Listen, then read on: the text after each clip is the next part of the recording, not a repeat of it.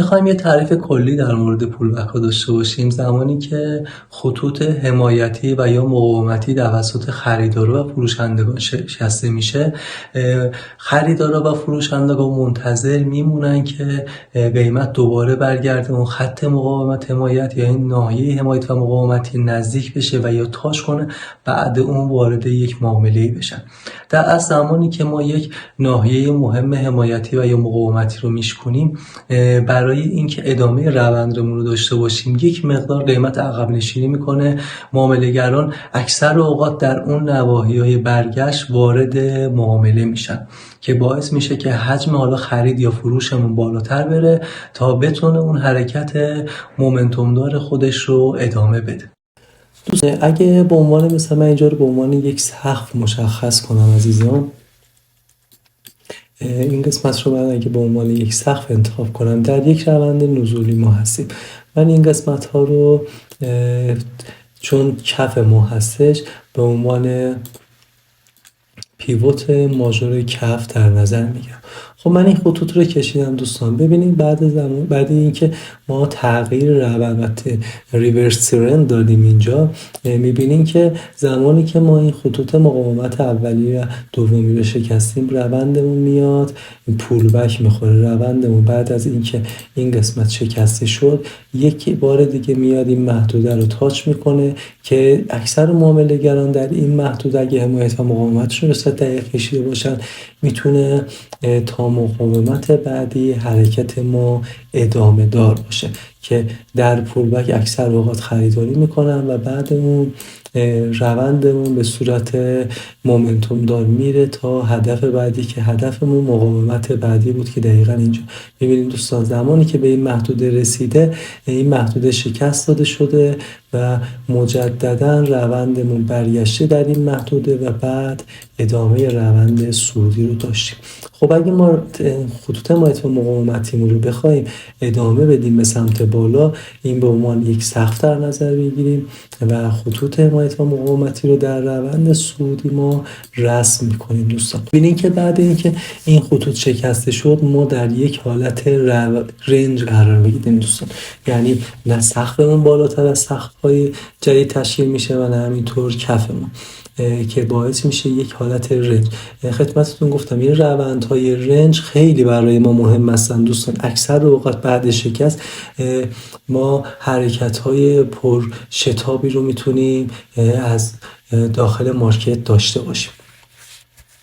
بعد اینکه که حرکت رو ما ایجاد کردیم، ما در یک محدوده باعث شده که اینجا حالا به عنوان مثال اگه از قبل ما چارتمون خطوط حمایت و مقاومت رو میکشیدیم، مسلما این محدوده به عنوان یک تارگت ما باید در نظر گرفته میشد 100%.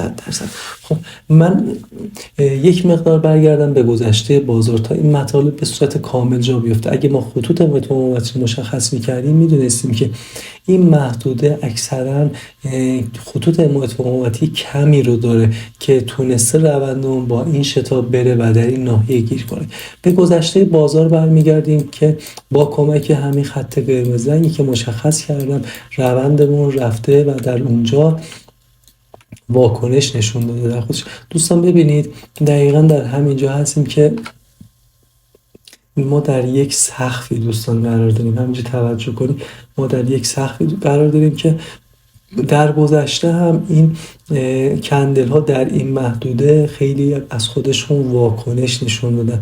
ببین در حالت روند نزولی هم زمانی که این خطوط شکسته شده ما تقریبا حرکت پرشتابی رو تونستیم از بازار داشته باشه. پس به خاطر همینه میگم که خطوط حمایتی و مقاومتی رو از قسمت گذشته حتما همه رو بکشین تا بتونه در آینده به ما کمک کنه. خب ما روندمون رو دوستان خطوط حمایت و مقاومتیمون رو ادامه میدیم. این به عنوان خطوط حمایت و مقاومتی ما هستش که مسلما اگه اینها رو هم در گذشته ما دنبالش بریم بگردیم مطمئنا نقاطی هستش که جزء خطوط حمایت و مقاومتی ما هستش. اگه من اینجا مشخص کنم و به گذشته بازار برگردم، شما متوجه میشین که در یک ناحیه، در یک سقفی ما هستیم. مشاهده میکنیم اینجا که ما در سقف یک حرکت صعودی قرار داریم که اگر اینا رو از قبل مشخص میکردیم مطمئنا در لایو بازار که این قسمت ما بشه جزء خطوط حمایت و مقاومتی ما میشه و ما میتونستیم اینها رو به عنوان تارگت در نظر بگیریم. و اما اینکه مجددا حرکت صعودی داشتیم و سقف‌ها و کف‌ها رو مشخص کردیم. دوستان از این قسمت به بعد ما تغییر روند رو داشتیم، تغییر روند به سمت پایین. میبینین که زمانی که ما از این ناحیه سمت پایین برمیگردیم این خطوط تبدیل میشن به خطوط حمایتی. زمانی که این خطوط حمایتی شکسته میشن قیمت دوباره باز برمیگرده به این ناحیه و مجددا برای ادامه روند خودش پولبک میزنه و ادامه روند خودش رو تا حمایت بعدی میتونه از خودش داشته باشه. دوستان پولبک ها کلا به این صورت نیستن که دقیقاً بیان این خطوط حمایت و مقاومتی رو بشکنن تاش کنن. بعضی اوقات خطوط حمایت و مقاومتی شکسته میشن، قیمت برمیگرده بالاتر از خط حمایت و مقاومتی و ادامه روند نزولیش رو میتونه داشته باشه. بعضی اوقات هستش که شکسته میشن و حتی این خطوط حمایتی و مقاومتی تاچ نمیشه عزیزان و اینکه ادامه روند نزولی رو از اینجا میتونه داشته باشه.